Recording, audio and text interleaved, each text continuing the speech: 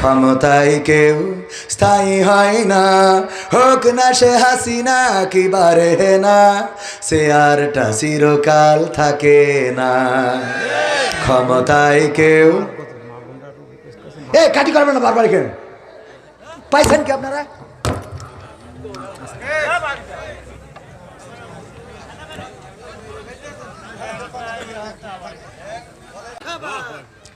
সম্মানিত ভাইয়েরা, এবার কাবায় যাওয়ার পরে আমার দুই সন্তান এবং স্ত্রীকে নিয়ে গিয়েছিলাম। আমার দুই সন্তানকে বললাম আমার বাবা নাই, কাবার মালিককে বলেছি আমার বাবার কবরটা ক্ষমা করে দেয়, আমার বাবাকে যেন মাফ করে দেয়।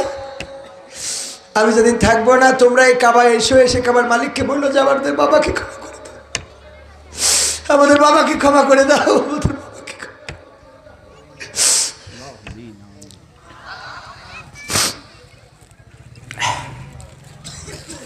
আমরা এমন সন্তান রেখে যেতে হবে যে সন্তান আমাদের নাজাতের ওসিলা হবে।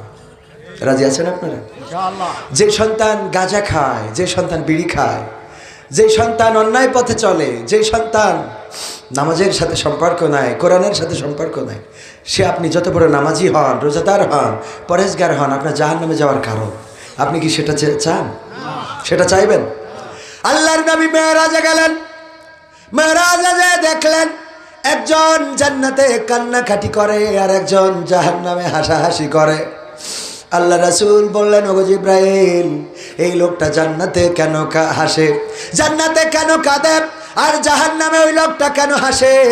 জিব্রাইল আলাইহিস সালাম বললেন, আল্লাহর নবী, এই দুইজনেরই পৃথিবীতে একজন করে সন্তান ছিল।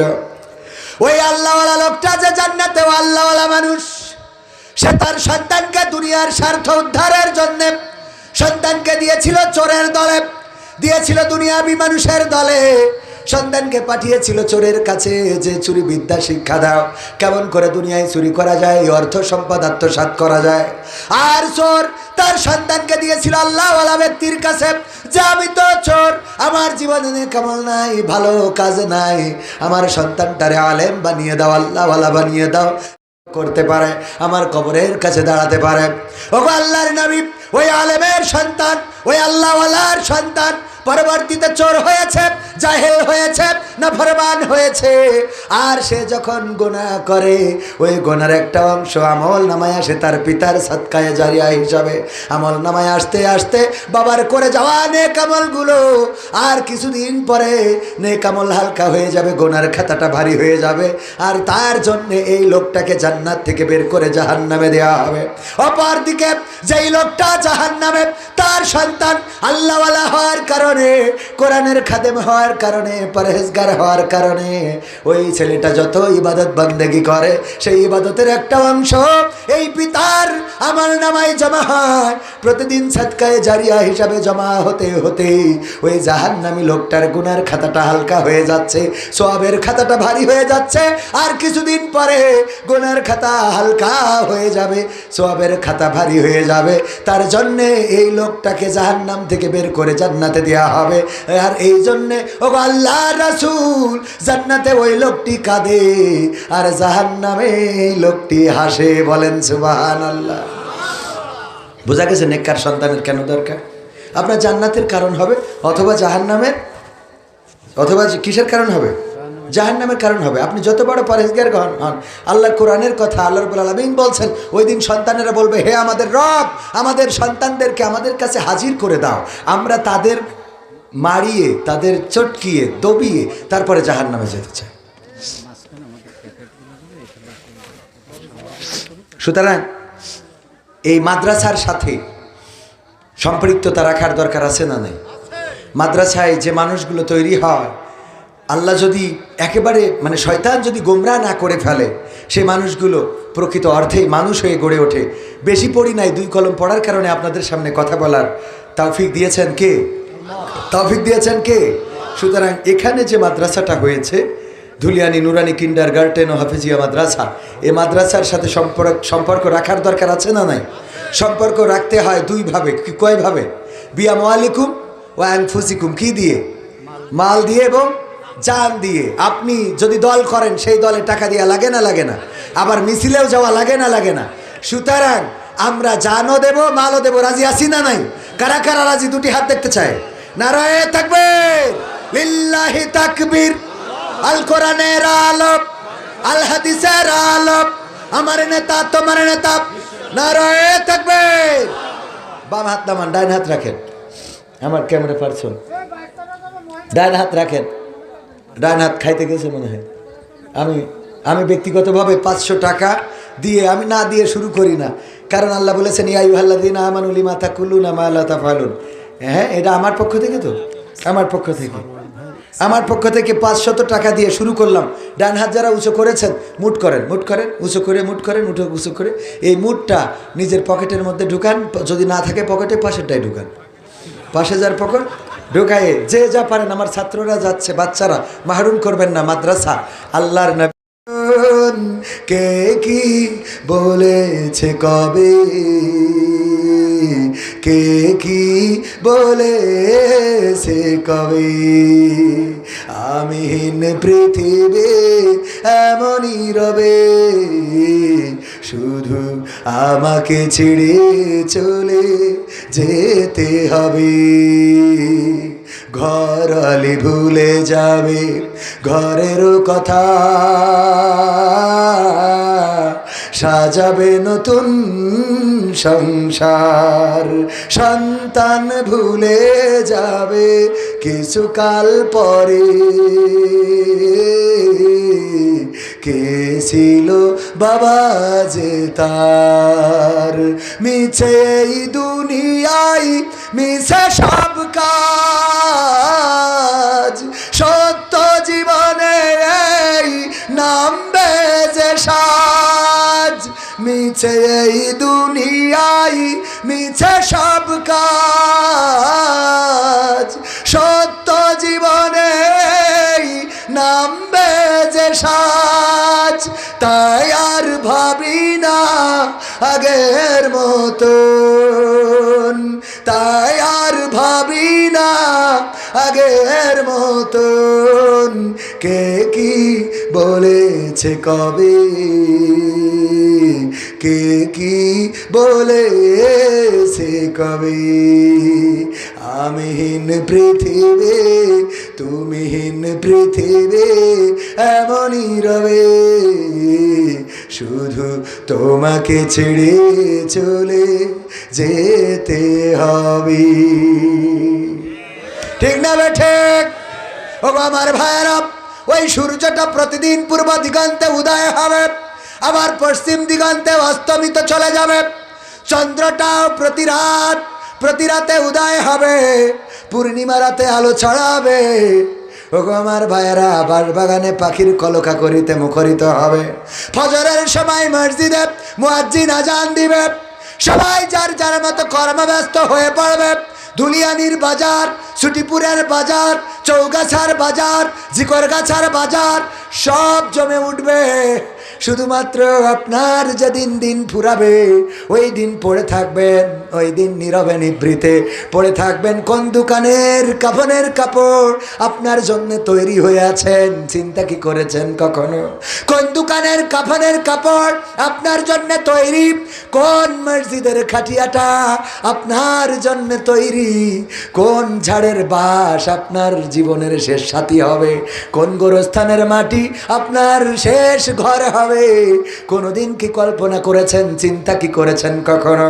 আমি বলি মসজিদে যাবেন, খাটিয়ার কাছে প্রশ্ন করবেন, ওগো খাটিয়া, তুমি তো কয়েকদিন আগে আমার বাবাকে নিয়ে গিয়েছিলে, তার কিছুদিন আগে আমার দাদাকে, তার কিছুদিন পরে আমার বন্ধুকে, তার কিছুদিন পরে আমার চাচাকে। ওগো খাটিয়া বলো দেখি, এবার তুমি কার অপেক্ষায় আছো?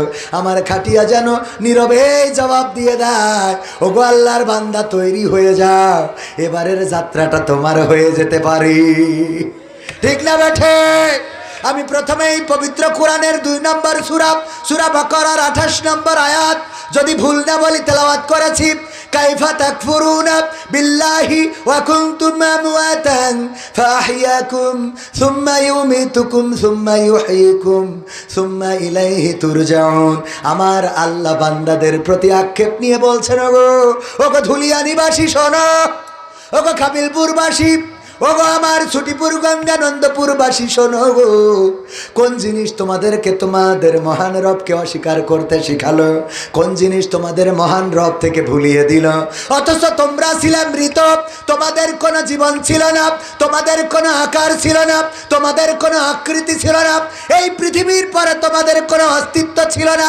আমি আল্লাহ তোমাদের জীবন দিলাম, আবার একদিন আমি তোমাদের মৃত্যু ঘটাবো, আবার একদিন তোমাদের আবার পুনরুজ্জীবিত করব।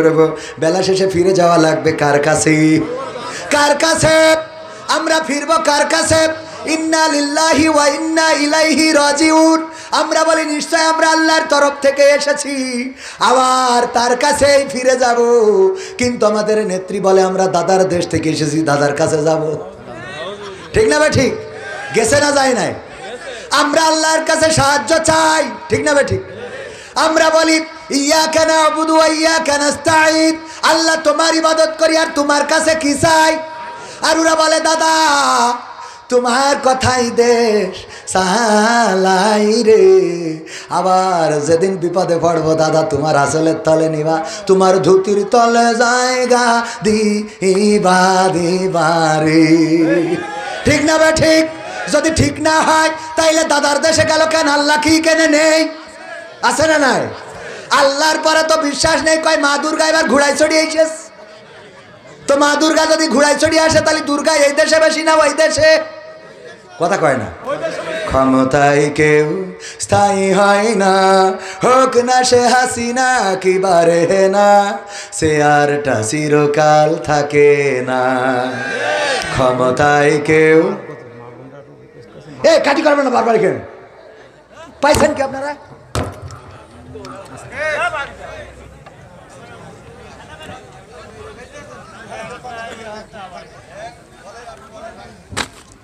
আল্লাহুম্মা আমিন। রব্বানা যালামনা আনফুসানা ওয়া ইল্লাম তাগফির লানা ওয়া তারহামনা লানাকুনান্না মিনাল খাসিরিন। রব্বানা আতিনা ফিদ দুনিয়া হাসানাতাও ওয়া ফিল আখিরাতি হাসানাতাও ওয়া কিনা আযাবান নার। হে আমাদের রব, এই রাতের অন্ধকার গভীর রাতে তোমার দরবারে দুখানি শূন্য হাত তুলেছি। আল্লাহ তোমার কাছে খাস করে ফরিয়াদ করি, আমরা যারা গুনাহগার আমাদের জীবনের গুনাহ খাতাগুলো মাফ করে দাও। ওগো আল্লাহ, জেনে গুনাহ করেছি না জেনে গুনাহ করেছি, শয়তানের ওয়াসওয়াসায় পড়ে গুনাহ করেছি। আল্লাহ জীবনে যত গুনাহ করেছি তুমি তোমার গফুর গফফার নামের ওসিলায় ক্ষমা করে দাও। আল্লাহ এই মাদ্রাসার মাহফিল, কোরআনের মাহফিল, এই মাহফিলে সন্ধ্যা থেকে এতক্ষণ পর্যন্ত যারা এসেছে, কথা বলেছে, কথা শুনেছে, আল্লাহ তুমি সকলকে তোমার শাহী দরবারে কবুল করে নাও। আল্লাহ তুমি দয়া করে সকলের মনের নেক মাকসাদ পুরা করে দাও। আল্লাহ আমরা যারা হাত তুলেছি অনেকের মা নাই, বাবা নাই, আল্লাহ মা বাবার কবরটারে জান্নাতের বাগান বানাও।